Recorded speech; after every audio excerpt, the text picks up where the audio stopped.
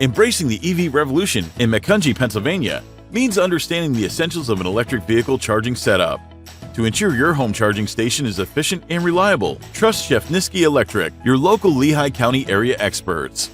Setting up an EV charging station involves more than just plugging into an outlet. Here's what you should take into consideration. First, your charger type.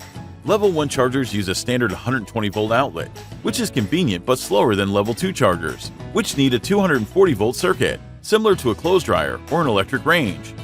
These can charge an EV much faster, but they often involve a more complex setup that can require professional electrical upgrades.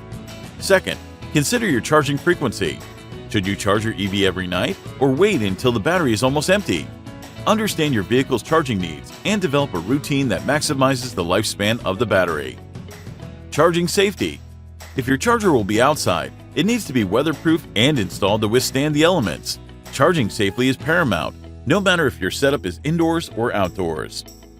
Rely on Shafnisky Electric for your electric vehicle charging setup in Macungie, Pennsylvania. We're here to install, troubleshoot, and maintain your home charging station. Contact us at 610-435-2237 for a consultation.